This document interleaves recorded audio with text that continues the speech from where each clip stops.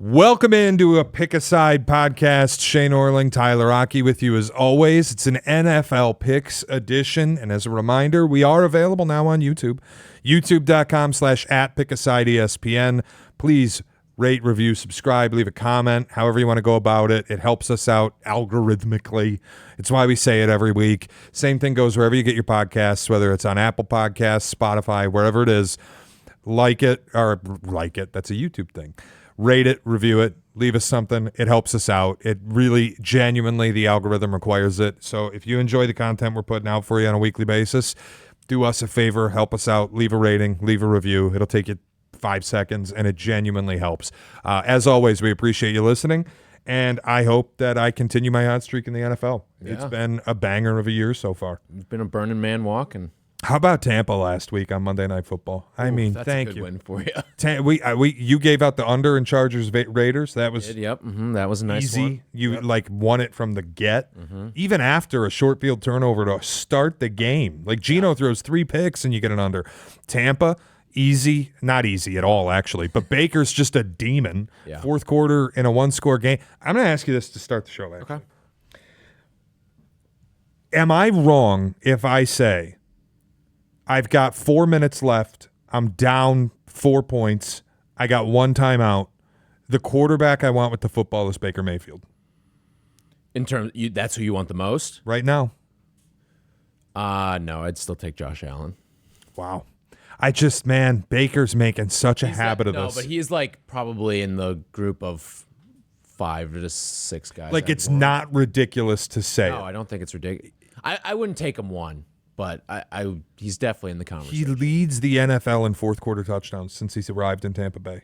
He's an assassin. He just finds ways to win at the end of games. Yeah. He's incredible. And it warms my heart because I've loved him since the Oklahoma days when he planted the flag in the shoe. I think what Cleveland did to him was ridiculous. He was second in Offensive Rookie of the Year. His second season, he took you to the playoffs, and he aced out your division rival in a wild card game. Smoked him. Damn near beat the Chiefs in Arrowhead. Now, I know Chad Henne was the quarterback for a lot of that game, but that was a great Chiefs defense, and Baker nearly took them out in Arrowhead. And then he played through a torn labrum in his third year, and at the end of it, they said, get the fuck out of here. Yeah. What they did to him was dirty. And then the league did him dirty. Bounced around. He's in Carolina. They won't play him. Then he's released by Carolina, and he bellies up for a one-nighter in L.A. with the Rams, where Sean McVay said, hey, Wolford's going to start. And then at the buzzer said, Wolford can't go. You're going to start. But I'll call everything off the wristband, and then called nothing off the wristband. So Baker's drawing shit up in the dirt, quite literally calling plays at the line of scrimmage. Wins them a game. Yeah. Get out of here. Bellies up to Tampa. All he's done since is fill the shoes of Tom Brady admirably. I'm beyond happy for him as a player. Tampa seriously is one of the best run organizations. And if you want to talk about a place where you can be a reclamation project and succeed, it is Tampa Bay. Yeah. He has been awesome. Phenomenal. And Jason Light, the GM's done a phenomenal job. Their drafts are incredible. Think about if you told Bucs fans in the year 2022, you're going to go from Bruce Arians and Tom Brady to Todd Bowles and Baker Mayfield. And have virtually no fall off. Yeah. And this might be the best iteration of Tampa. This team could be as good as the Tampa team that won the Super Bowl. It might be better. This team, I said it in our... Well, I think they may have too many injuries now at this point on that offensive line. Yeah, but it will get healthy. Wirfs will come back. But Gedecke's done for the year. They lost the guard for the year. That's tough. It's up. They'll go as Baker goes. How much can he grind through this? Yeah. And if he can stay healthy, we'll find out. Okay, you want to get to the board? Let's get to it. All right, let's start in the noon slate with Green Bay going on the road. They're an 8-point favorite at Cleveland. I went through this, and I thought the number should be closer to 10 because that's just where I subjectively rate Green Bay. I don't think there's any functional difference between them and Baltimore. I think Green Bay is, if not one of the 3 best teams in football. Yeah. So why are they laying so much less at 8 against Cleveland? but I just kind of, it's too early in the year to be firing more than a touchdown on favorites. I came away with it as a no play. Yeah. I took the under in this game, 41.5. I don't hate it. I actually would have probably leaned Cleveland. You get the Browns at home. But like the Browns could still get pressure with the best of them. You've got Myles Garrett. You've got a banged up offensive line on the other side. I don't know what we're going to see. Is Zach Tom going to play? Is Aaron Banks going to play? So Cleveland's got guys that can beat you on the interior. They can beat you on the outside too. The Browns may not be able to score, but I think they're going to, at a minimum, limit the Green Bay offense too, because I think where the bulk of what Green Bay is as a team, it comes from their ability defensively. And sure, you might get some short field turnovers that come back and haunt you in something like this, but Joe Flacco's a veteran quarterback. He's done it as long as anybody in the league right now. I just think that this is going to be a game we're looking at where it's 17-10, 17-6. I don't think either team puts up a lot here. I don't hate where you're at with it. I came away from the whole game as a total no play because I think there's a lot more interesting stuff on the board, and I am betting potentially a lot of games this weekend. You want to move on? Let's do it. Houston at Jacksonville, and Houston opened as a 1.5 point favorite, got bet out to a 2-point dog. Time of taping, this is sitting at 1.5 in most books, with Houston as an underdog, which I think is ridiculous. This is the buy low spot of buy low spots for me. Jacksonville last week, I thought the end of the game, if it had finished differently, maybe I wouldn't feel the way that I do, and maybe I'm overreacting to that. But you get Trevor Lawrence throwing 2 picks, should have been 3 picks. He didn't play well against a bad Cincinnati defense. Houston might have the best defense in football. Yeah. Like, That's not known to defense. You can say whatever you want about their offensive line, about the way Stroud's played, about the inability to find Nico Collins consistently. You cannot say anything bad about their defense. It might be the best in the league. That is hell for Trevor Lawrence and for Liam Cohen. And I thought the interaction between the two of them was telling, where Liam Cohen is simply saying to Trevor, hit him in the chest. He's right there. Hit him in the chest. And Trevor Lawrence hand waves Liam Cohen away and goes back into the huddle. Then you get the post-game stuff. Liam Cohen's trying to give a speech. He's got no energy. The team looks uninterested. Why the fuck did they put that out? I have no idea. He was so limited in the energy he was offering. They all looked completely uninterested. The camera is panning across a locker room of players who looked like they could give a fuck else what Liam Cohen had to say to him. And Liam Cohen was putting me to sleep. And I just come away from all of it like, I'm really supposed to flip you points against Houston's defense? I can't do it. I'm buying low on Houston. I'm going to play the +2. Yeah, I'd probably lean that way with you. I'm passing on the game. The other part of this, too, is what the hell is wrong with Brian Robinson? I know it came out that he has a wrist injury. He's playing scared out there. Yeah. He's dropping balls that he should have, and it doesn't look good. He does not look like the player that he was last year. That's for damn sure. And I'll tell you, it's killing me in fantasy because I kept him in a fantasy league that I'm in from last year for cheap, and I thought it was great value. He better come back because I'm going to be in trouble if he doesn't. I think he'll be fine ultimately. Like, he showed what his skill is, and it just looks injury related right now, where he's afraid to get hit. For the interest of transparency, I am betting a +2 at -115. Most books have moved it to +1.5. I'd still bet it there. If you're getting plus points on Houston, even at a pick, like I straight up think Houston wins this game. Defense travels. They'll bother Lawrence. Neither offensive line's particularly good, but if you told me to pick between C.J. Stroud and the Houston defense and Trevor Lawrence right now, I'm taking Stroud. I'm taking the Texans. I'm betting them +2. I'd take them to just win outright. Yeah. All right. We'll keep it moving. I've got Cincinnati, Minnesota next on my list. What do you do here? It's Carson Wentz against Jake Browning. Mm-hmm. You just bet nothing, right? I'm taking Cincinnati, dude. Like, I have way more data points on what Jake Browning is as a quarterback right now than I do on what Carson Wentz is in the year 2025. Like, and then look at the Vikings injury report. It's a goddamn Denny's menu. It's their whole team. And I get that you're getting Christian Darrisaw back this week. That certainly helps. But who's going to be available for you? I don't know.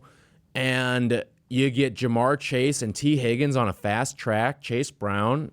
I get that it might be hell with that Minnesota defense and what Flo's going to draw up from there, but I have a lot more clarity on what Jake Browning is right now. I've seen Jake Browning the last 3 years. I have not seen Carson Wentz the last 3 years.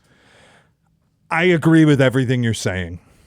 And I wanted to bet Cincinnati, and I ultimately came out of it like, this is a flat 3. I don't buy that the books know anything about what's going to happen here. I don't know anything about what's going to happen here. I don't need to bet a game with 2 backup quarterbacks. 1 backup quarterback, and I think I'm getting value on it, I'll do it. But 2, I don't need to bet it. And there's a lot of shit that I like more, so I left it off the card. But I think you're on the right side of it. Can we walk as friends in something? Okay. Atlanta and Carolina. I think we're walking together here. You have to bet Carolina. Yes. Okay. Plus 5.5. The number's dead in the middle. I just couldn't get there on the number. I don't think it should be this high. I made it Atlanta laying 4. It is a public side on Carolina, which always sketches me out, but the public's got to win sometimes. These numbers dead in the middle of touchdowns, I always think you get a little extra value on the dog because most NFL games are going to end on a 3. And Carolina, maybe I'm buying too much into what they did when Kyler decided to implode on Sunday in the second half of that game. But they started to look a little better. And yeah, Bryce had an idiot play with a defensive holding where he ran like 30 yards back to his own 20 from the line of scrimmage to avoid a sack. That was silly. It was also end of game, trying to make something happen. I just think you start laying 5.5 with Atlanta coming back from on the road from Minnesota, divisional game. You get a divisional home underdog. I'm taking the 5.5 points. Yeah. No, I'm walking hand in hand with you here. Listen, the Panthers were a 1.5 point favorite in the preseason in this game. You're telling me it's moved to full touchdown? It's nonsense. Through 2 weeks.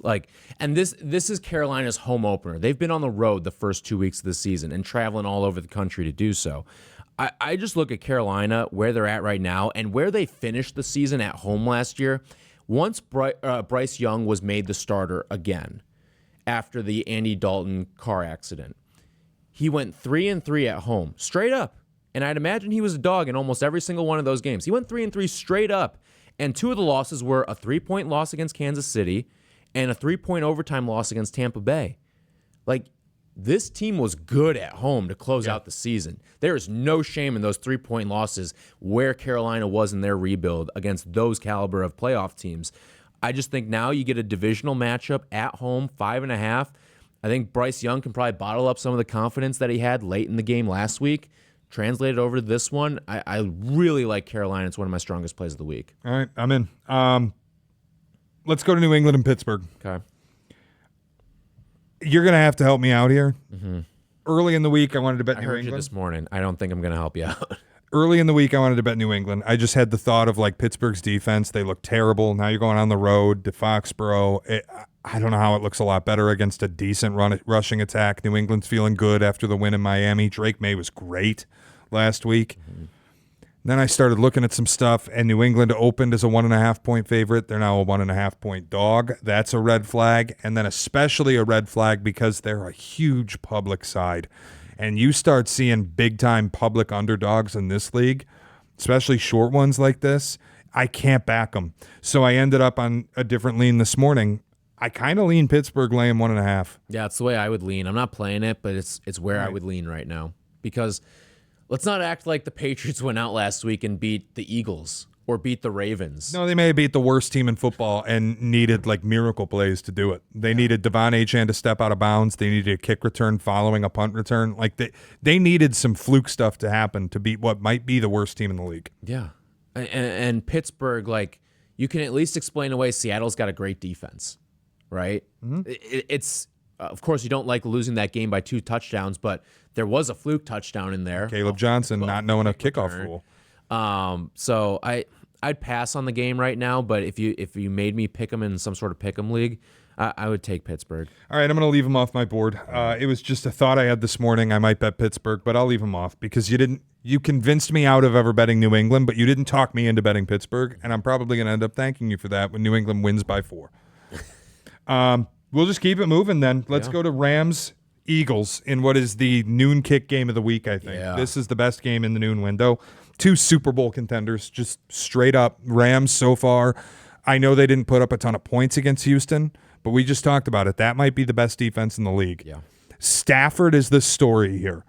His back looks fine. Everything about him looks totally fine.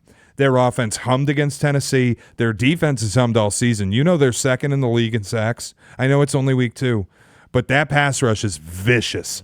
Jared Verse, Braden Fisk, they get home. Eagles on the flip side have not looked great offensively yet. Yeah. And while they looked great defensively against Kansas City, I think we can downgrade Kansas City's offense after what they've shown for 2 weeks. And I still can't get the image out of my head. They were getting gutted on the ground by Dallas. Before that lightning delay hit, Dallas was fucking them up. I'm going to take the 3.5 with the Rams. Yeah. I think where the number is right now, you're looking at 2 of the best defenses in the league. This is going to feel like a playoff game. Could we get burned and it is 17-13 and we lose out on 3.5? Absolutely. But I don't see this. I don't see either team winning this game by more than a touchdown here. I just think that it's going to have that playoff feel. And minus the snow this time, unlike what they did in the actual playoffs. This was the team that gave Philly the best run out of anyone on their road to the Super Bowl. And a big part of it was they're one of the few teams, like it's the Rams, Houston, maybe Minnesota, and Green Bay. Those are the only teams I think that can really match pound for pound what Philly offers with their defensive line. Yeah. That's it. And I think the offensive stuff is important too with Philly because, like Saquon's going to have his days, but Dallas Goedert's on the injury report. What's A.J. Brown this year? What are any of their receivers? Dude, they aren't throwing the ball. No. It's once, and like I make jokes about it, and obviously it works for them. They'll win games. But this is straight up just a service academy offense now. They ask the quarterback to do as little as possible, and they put it all on their offensive line, and they put it all on their running back, and they don't use their wildly talented receivers. It's bizarre. Their offense bogs down for me too much to fall in love with it right now. And look, they might end up just repeating and winning the Super Bowl. I'm not criticizing the way they do it. They're still an elite team. But when you're asking me to lay 3.5 against another Super Bowl contender, I can't. Yeah.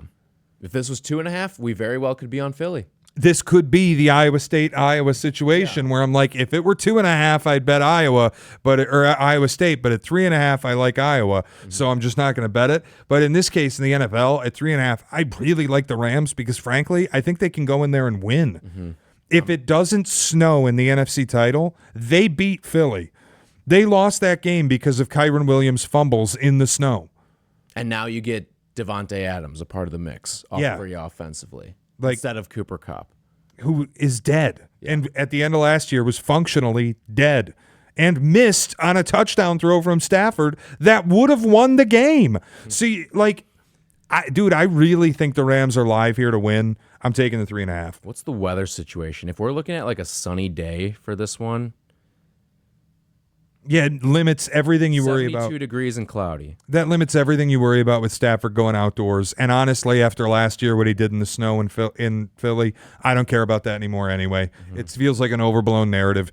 He has been spectacular. He doesn't look remotely injured. I'm betting the Rams. Yeah, I'm joining you. Raiders, Commanders, next up. And this is another one. You know what you have to do. We're taking the 3.5 points. Jaden Daniels might not play.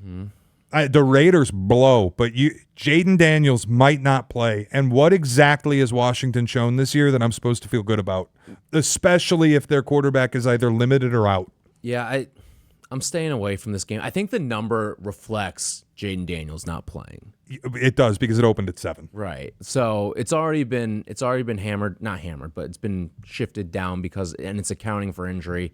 I think you've missed the boat if you're getting in on Vegas at this. Fair. Or if you're getting in on Vegas at this point. So I'm staying away from this game. I don't even know who the quarterback's going to be for Washington. I'm scratching it off my board. I think you've missed the best of the number. Now, if Jaden Daniels, if they announce he's playing and you see this thing get back up to 5.5 and 6, all right, you could talk me into Raiders at that point. I don't think Geno's as bad as what we saw on Monday night. I think that is an elite defense. I can't say the same about Washington's. I think you'll see a better Raiders performance in this one. But you do have one team going off of the mini bye and one team coming in on the road on a short week. You have convinced me to just take it off the board completely because I don't. If the Raiders end up losing by 5, I'll be pissed that I took 3.5 and I could have had 7 early in the week. There's no reason to take the worst of the number. Maybe you get lucky and Jaden Daniels gets ruled in late in the weekend, and a 7 pops back up, and you go ahead and just take it then. Yeah, maybe Raiders live spot, but you have talked me out of playing it now. Jets Bucks. Ew.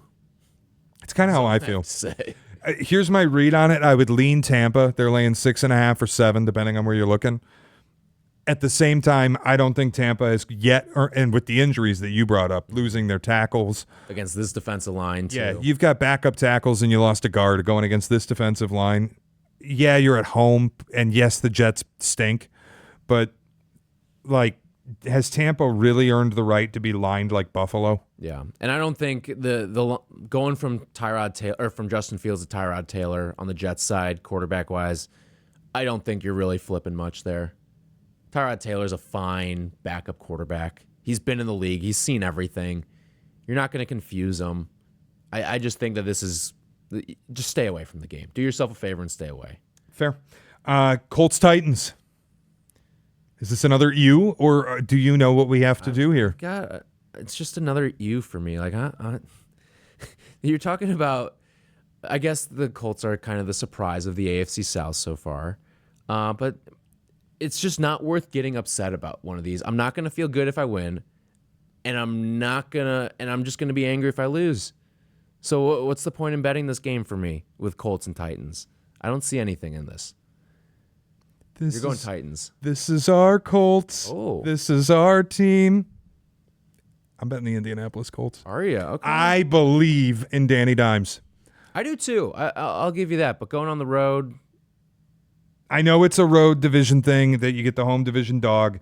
There's a good bet split on the Colts. 44% of the bets make up 67% of the money. I don't think the Titans are good at all. Cam Ward was really nice against Denver. Against the Rams, he looked like a rookie quarterback. He's scrambling all over the place. He's walking himself into pressures. He's taking horrific sacks. Indianapolis might, like, their biggest concern at the start of the year, and the reason everybody thought they would be bad, it had nothing to do with their roster.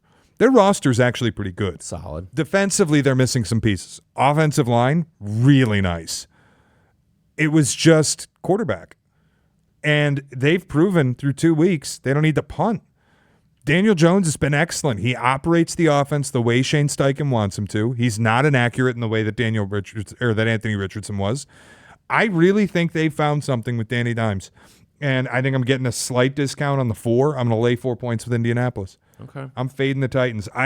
Cam Ward will be a good player. I've seen enough that I believe he'll be a good player. I just think right now, you saw a rookie quarterback at home last week against the Rams. I think Indy can do the same thing to him. I'm betting the Colts. I would say that the one thing, this is the Colts' first time going on the road this year. You've been in the confines of your dome so far. And my one worry is that, all right, we saw this trick last year with the Saints, right? Through 2 weeks, they were like a record-setting offense.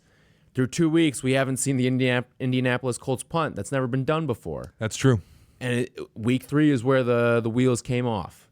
So that's true. And maybe I'm betting it at the worst time. I am choosing to believe that the Colts are not great, but good. And I don't think the Colts are going to have the Saints level fall off offensively. I think you're looking at something that's a little closer to the Sam Darnold reclamation project than it's not. But divisional game, I'm just staying away from it. Yeah, I agree. I'm going back to look at who the Saints' week 3 opponent was. Eagles. Okay, that's a little different than playing the Titans. One was the team that had the number 1 overall pick, and the other was the eventual Super Bowl champs. Right, and the Saints lost that game 15-12, and people were like, "Oh, the offensive juggernauts actually aren't offensive juggernauts." I just think Tennessee is bad. I do too. Like really bad, and Cam Ward's not ready. The Colts are a surprise. They're feeling good. I'm going to lay the wood. Two 3 o'clock games. I've got nothing on either of them. New Orleans at Seattle. I'm not. You couldn't pay. I wouldn't bet Seattle laying 7 and a hook with your money. Yeah. That is a total fucking stay away. Denver at the Chargers. Chargers laying 2.5. Kick my feet up. I'm going to enjoy watching this game. Same. I don't think Denver should have beaten Indy. I can say all the nice things about Indianapolis, and I can also say Denver should have won that game. And anytime you go on the road in the AFC and you should have won, I'm not ready to start just hitting you with downgrades the way it feels like people have done to Bo Nix, the way it feels like they've done to the Denver offense, or rather the Denver defense. I'm not ready to hit a bunch of downgrades on them, so I'm totally staying away. Chargers are riding as hot as anybody in football right now. You're probably paying a tax to bet them. Like I would guess this was a pick 'em preseason, and now it's sitting at Chargers laying damn near a field goal. I'm not ready to do that in a division game. Yeah, I can't. I'm just going to enjoy this game. This is going to be a good football game. Two good quarterbacks, two good coaches. Some are even saying it may be the greatest coach in the history of football, too. You see that one this week? He may not be the best coach in this game. I agree with you on that. Yeah, that's going to make the Friday folder on Cap and Hood. Shout out Colin Cowherd. I'm going to sidebar into it for a moment because I thought it was so absurd. Now, if you missed it, Colin Cowherd this week did a thing where he said he figured out who the greatest coach in the history of football was. And it's not Blair Walsh. It's not Bill Belichick. It's not... Bill Walsh. Yeah, Bill Walsh. It's not Bill Walsh. We both... Waddle was bringing up Steve Walsh highlights. I don't know if you saw the hit that we relived yesterday, and Steve Walsh was the quarterback that threw him the ball. Holy shit. All right, I'm going to move on. Cowherd said... Maybe our football brains need to be checked. No kidding. Dude, it's taking a toll on me. I told my wife the other day. I'm like, I always miss it, and then it happens, and I'm like, boy, do I miss my free time when this wasn't going on. Anyway, it's Jim Harbaugh because he's never failed. He said Belichick had Brady. Saban and Urban Meyer both failed at the NFL level. But Harbaugh, all he's done at every level is win and succeed, whether it's Stanford or San Francisco or Michigan or now the Chargers. All he does is succeed. So he's the greatest football coach in history. A guy who has one ring that he cheated his balls off to get is the greatest coach in football history. He's great. And it's not even a Super Bowl. He's great. Do not get me wrong. Harbaugh is fantastic. Yeah. And I'd take him as my head coach in a heartbeat. But that's ridiculous. Yeah. A guy who, at his last team in the NFL, he went to one Super Bowl with. And that franchise has been to more Super Bowls since he's left than when he was there. And by the way, he pissed them off so much that he left early. He's hard to work with. He will have success, but he will also leave you with a sour taste by the end of his tenure. He might not win you anything, and then he'll be gone.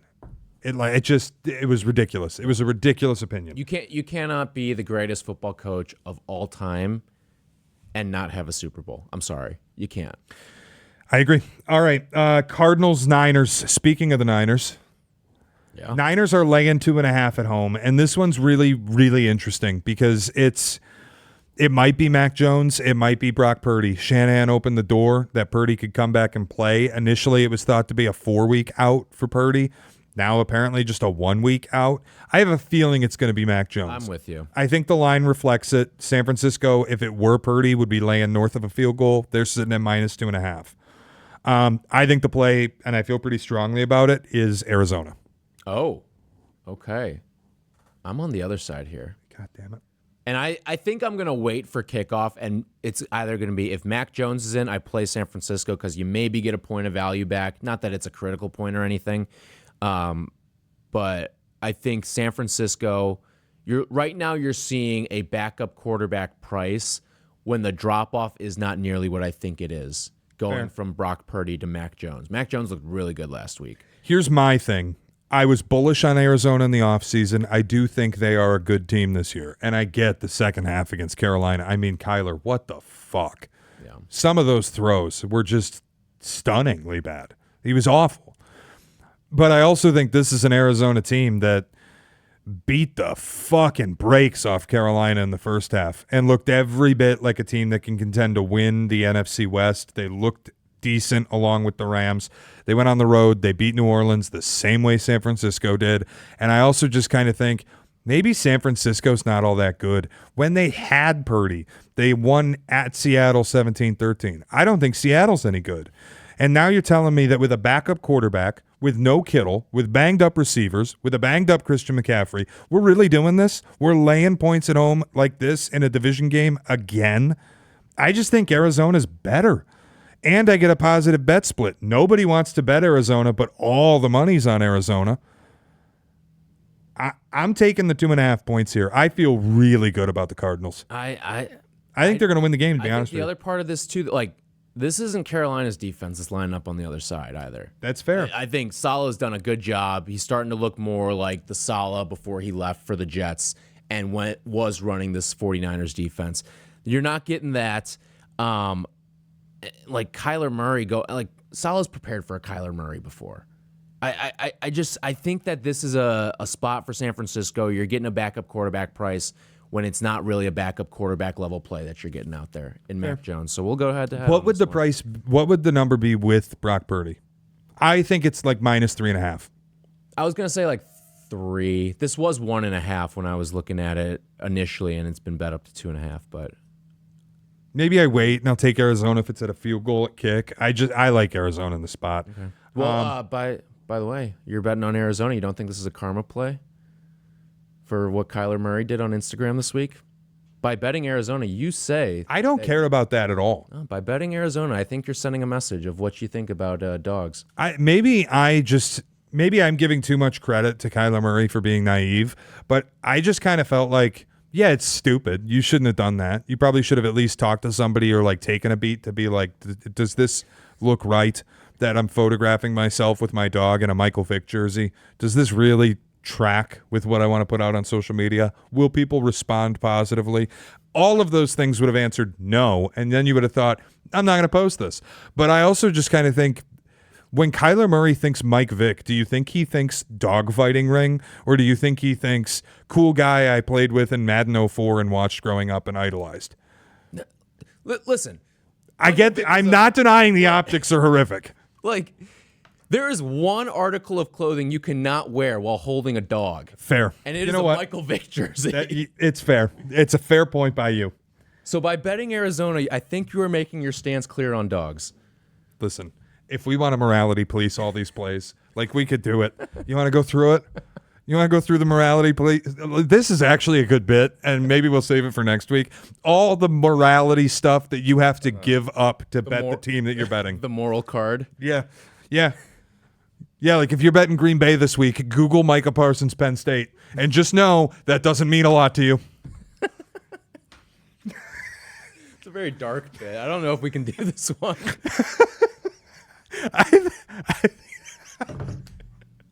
Can we move on, please?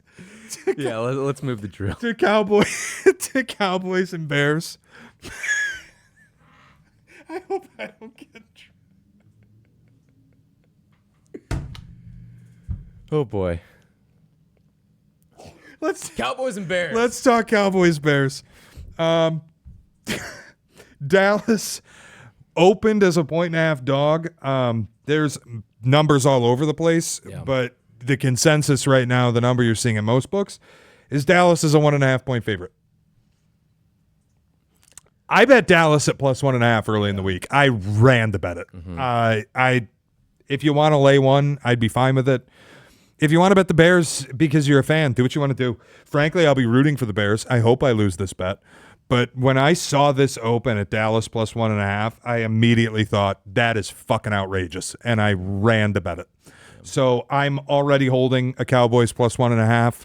That's my transparency on this. Where are you at with it? So actually, I was a little scared off by something that was on your show this morning when Tracy Butler joined and said there may be some rain in the forecast. I like the over a lot. I'm sure it's a very public over at 50.5. It is. But the Bears are just too banged up on defense. I think Dallas is no good on defense. Offense is neither of these teams' problems right now. And I think the offense on the Bears side is going to want to stick it to Eberflus. For as much as Eberflus, I'm sure, wants to stick it to the Bears, I think the Bears have the personnel to stick it to Eberflus better than vice versa. And offense, I don't think, has been the Bears' problem through the first 2 weeks. It's been the defense. I'm not saying the Bears are a top 10 offense by any stretch right now, but you don't need to be a top 10 offense to put up points against this team. The Giants don't have a top 10 offense. The Giants don't have a top half of the league offense. The Giants probably have a bottom 10 offense in all football. And you saw Russell Wilson go out and throw for 450. Yeah. I think the over's the right side. I know it's public. I think we were looking at a case here with Dallas, a little bit like Cincinnati last year. They are not going to be able to make numbers high enough for this. Yeah, this to me is like, we should be more in the max NFL total territory of, what is it, like 54.5 is about as high as you'll see an NFL total. You know, when I said, I think it was a couple weeks ago, I said I think the Cowboys are going to be the Diet Coke version of the 2024 Bengals. I think the 2024 Bengals might be the Diet Coke version of the 2025 Cowboys. Yeah. This is like, their offense isn't good. It's fucking great. CeeDee and George Pickens, it's been a fantastic acquisition for them. Jake Ferguson's a budding star. The offensive line moves they made have all clicked. They've been able to run the ball. Dak has been stellar. Yeah. Their Devontae offense, Williams back from the dead too. Like, their offense is just incredible. Yeah. And defensively, I think they might be actually worse than what the Bengals were a year ago. They're horrid, and Jadeveon Clowney's not saving it. So I just look at it, and I think if you ask me which of the two offenses is more likely to stall out even one time, it's the Bears, despite the fact they're second in the league in big plays. Did you know that? I saw that, yeah. Which is like, if you want to buy stock in a Bears offense, and I'm not saying specifically for this game, obviously, because I'm on Dallas, but going forward, I am not selling Ben Johnson stock. I am not selling Caleb stock. I'm holding that this Bears offense is going to be really good once they figure out how to block a little bit. Yeah. I just think if one of these two offenses is going to stall out, it's Chicago's. And I don't think there's going to be a lot of stall outs. So at 50.5, this is a key that the books just can't get this number high enough. It was 49 when it opened. It's already been bet up 1.5. It's only Thursday as we tape this. Yeah. I think the other part too is, like, from a side perspective, this could be a who has the ball last, who dominates the middle eight, which, in fairness, the Bears have been terrible in the middle eight this year. I mean, have absolutely leaked down their leg in that regard. Those being the final 4 minutes of the first half and the first 4 minutes of the second half. But if this is a who has the ball last game, you're not getting value on either side of the number. So I'm staying away from the number, but I like the total. All right, Sunday Night Football, Chiefs and Giants. This has also been a number that's gone all over the place. It's been at 5.5 a lot this week. It's now been bet to 6 at a lot of places. There's some 6.5s popping. I am not going to lay the wood with the Chiefs. I'm also not going to take the points with the Giants. This is kind of just a no bet because I'm not taking a lot out of the offensive performance the Giants had against Dallas. And I have no fucking clue what the Chiefs are. I don't know if they're an offense that can and will travel. I will tell you this.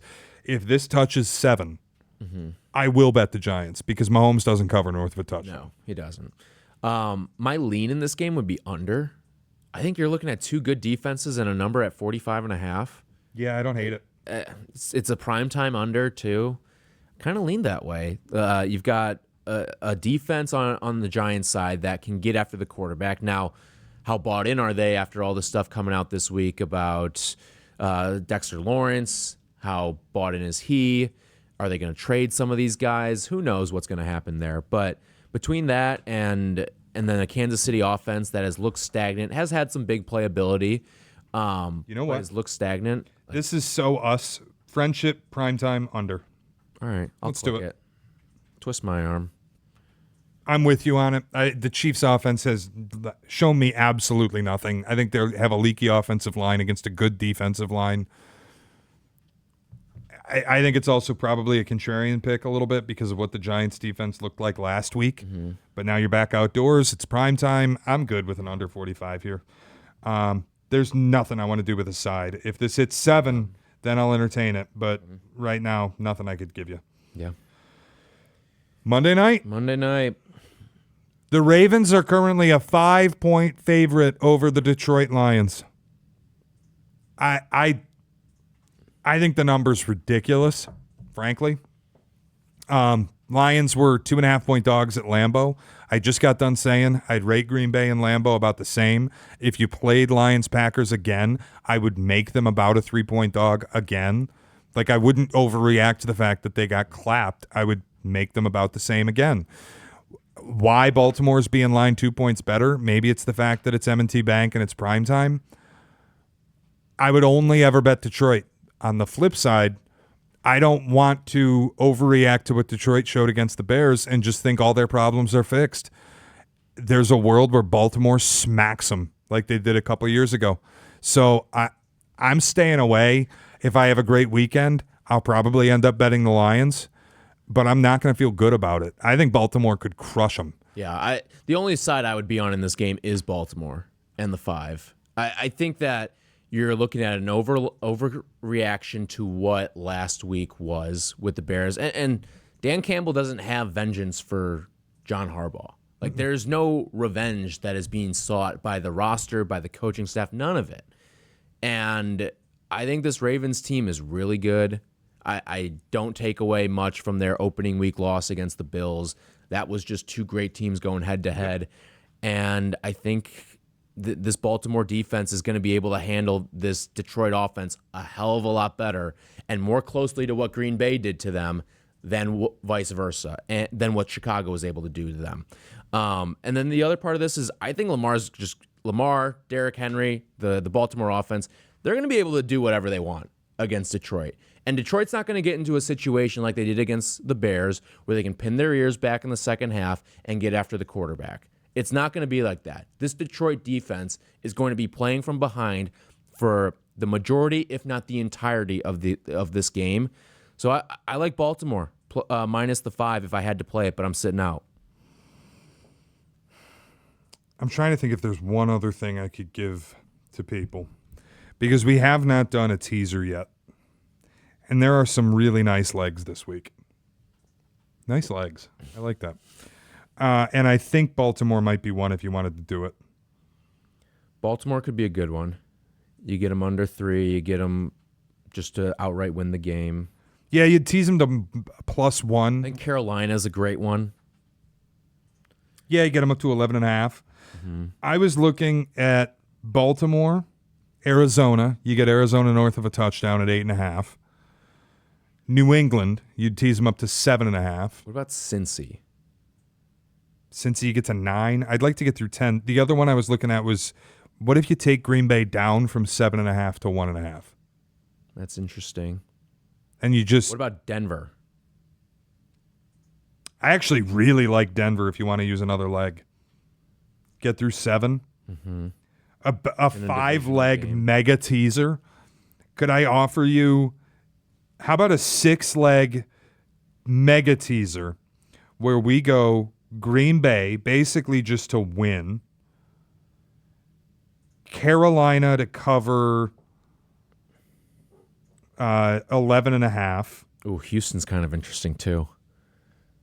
Yeah, especially if I like them to win outright. Okay, let's throw Houston in. Let's go with a 7-leg mega teaser. How does it lose? Green Bay just win. Okay. Houston +8. New England +7.5. Carolina +11.5. Denver +9. Arizona +8.5. And Baltimore -1. +1. Let's do it. I like it. This is the NFL DGen play of the week. All right, wait, read that back again. Green Bay -1.5. Okay. New England +7.5. New England. Hold on, let me find New England. All right, I got New England. Arizona +8.5. Arizona +8.5. Denver +9. Denver +9. Houston +8. Carolina +11.5. Jesus, man. And Baltimore +1. And Baltimore +1. All right. Yeah, I like that. This is sick behavior. I think I'm going to sub out. I'm going to sub out the Patriots because I could see the Steelers winning that game by 10. And I'm going to sub in. Did you say Cincy was in that? No. Okay, I'm going to sub in Cincy for the Patriots. All right. There's a little degenerate teaser for you that I just decided to construct for no fucking reason. And if it hits, then everybody have a great weekend. I mean, that'll just be a thrill ride. Yeah, that's going to be fun. Let's do it. All right. Anything else on the NFL? That is all I have. Yeah. We Beautiful. Went through all the games. That'll do it. Another week done in the NFL. Week 3 on its way this weekend. We'll be back next week with a recap pod, college and pro on Monday, and more picks. Now, we do have to probably adjust the schedule. Do we want to do Wednesday, Thursday next week? Because we are flying to Vegas Thursday night. Ooh, that is true. Yeah, we could do Wednesday, Thursday. All right. So there you go. You'll get a little earlier access to the podcast next week for the picks. Recap is always on Monday. And as always, available on YouTube, youtube.com/@PickAsideESPN. It is the Pick Aside Podcast.